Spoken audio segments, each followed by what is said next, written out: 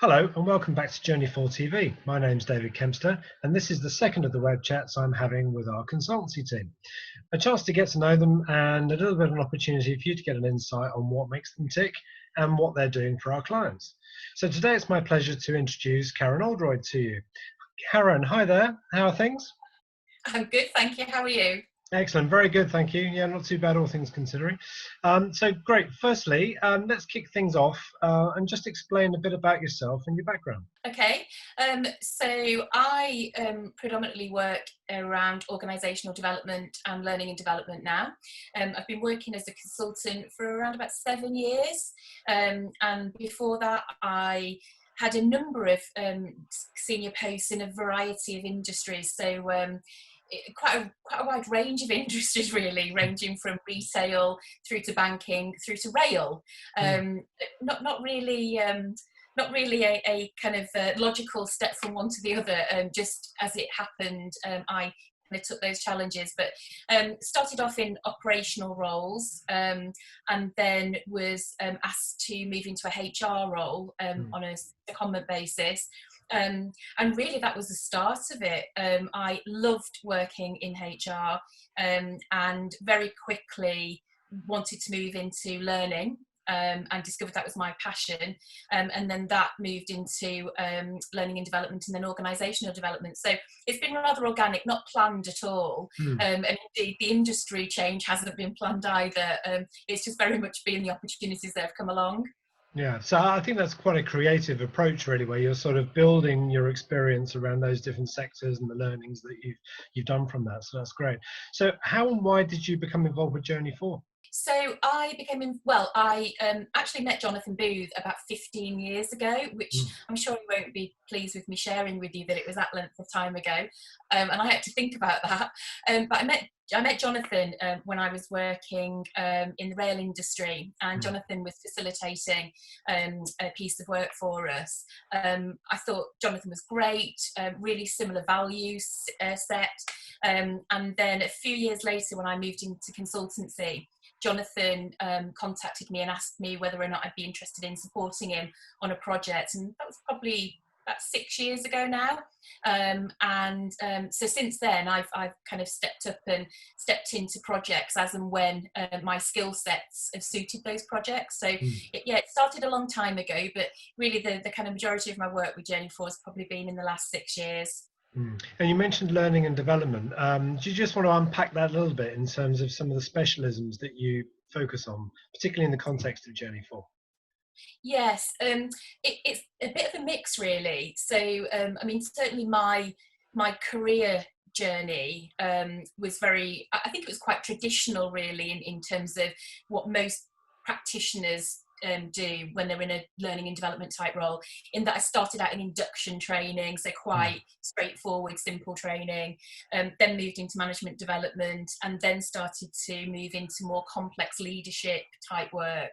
Certainly the work that I've done with Journey 4, again, has been a mix. So, last year I was involved in a project where I was in depots at 7 o'clock in the morning, training people around values and customer values. And then I've also done some leadership work with them as well. So I would definitely say that in terms of the scale of learning and development, I've certainly practiced kind of both ends of it within Journey 4. And I think that adaptability is really helpful, being able to turn up at 7 o'clock with a whole load of guys in high vis and deliver something around values, and then be able to the next day walk into a boardroom and deliver something suited and booted to a very different audience. I think that flexibility stands you in good stead.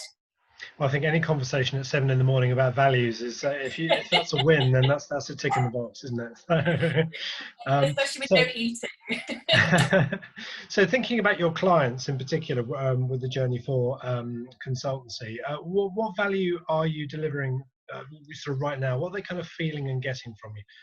I think that in terms of what clients get from me, as I said, that flexibility I think is really helpful. Until you actually get into a situation, sometimes what a client thinks they need isn't indeed what they actually do need.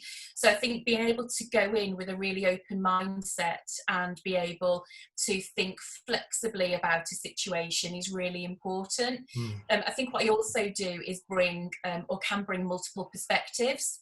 Because I've worked in the operation, because I've worked in a multitude of different industries, I think I can bring a lot of different viewpoints, and that can be helpful, because sometimes you do tend to get a bit of tunnel vision when you perhaps have a challenge. So what I'm able to do is usually break that down. I also think I'm pretty easy to work with, so the feedback has been that I'm a good team worker. So I like working with other people. I enjoy the energy that I get from other people, and that's important to me. But I also think the clients get the best out of me when I'm able to work with them as well. Now, 2020 has been the strangest and possibly the most challenging year of our lives, certainly this generation. So what's sort of been the biggest lesson for you, would you say, both personally and professionally this year? I think on a personal level, my biggest takeaway from this year has just been around valuing what you have. I think certainly at the beginning of the pandemic, that realization that we sometimes take what we have for granted really hit home quite early. And I, during lockdown, the first lockdown, I was at home with my children who are fairly grown up now, and my husband, and I really learnt to value them probably far more than I had previously, because you do just take it for granted that they're there.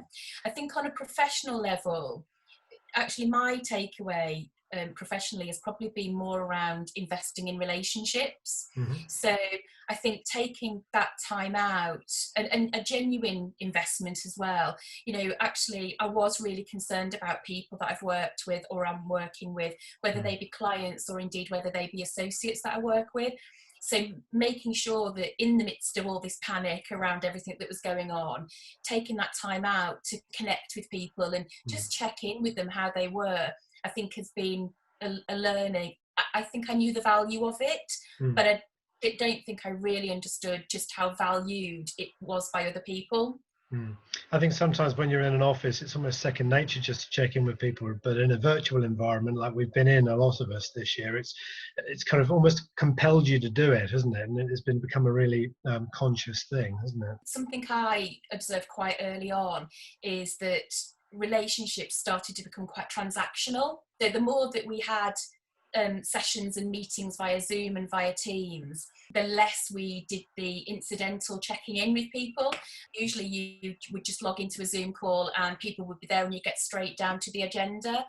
I just feel that we've lost something as a result of that. So, that's why I've purposely then made opportunities to check in with people outside of the scheduled Zoom and Teams calls, just to do that nice to do bit, because otherwise I just feel we go from one meeting to another and it's just entirely transactional, that there's very little getting to know people or checking in with people happening.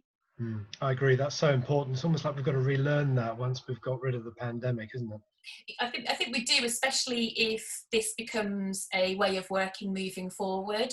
So I know that people are obviously debating remote working versus being in the office. I think that moving forward it'll be a blended approach, but I definitely think that it's something we need to be aware of and focus on if we do tend to work remotely a lot of the time. Just one final question, Karen. What would people find surprising or unexpected about you?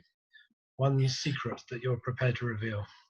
Okay, so I asked my children about this one, and my daughter thought it might be around the fact that I'm an overzealous football supporter. So when I turn up usually to a client's office in suit and handbag and all of that, they don't necessarily equate that with someone who's had a season ticket at Villa Park for quite a few years. A little bit over passionate and a little bit overzealous at times in supporting that team. So I think that's probably my dark secret, that I have another life where I'm a little bit too passionate about Aston Villa. Well, this season more than many others recently, you've got you've got a reason to be passionate about them. They're doing very well, I understand. I think, yeah, I think I've earned this season so far, given the last 10 years of supporting them. Yeah, brilliant. Okay. Karen, thanks very much for your time today. It's been a real pleasure. If you want to get in touch with Karen or any of our consultants in this series, then do go to www.journey4.co.uk, tap on the About Us, and you'll find details of the team. So watch out for another web chat with one of them soon. And goodbye.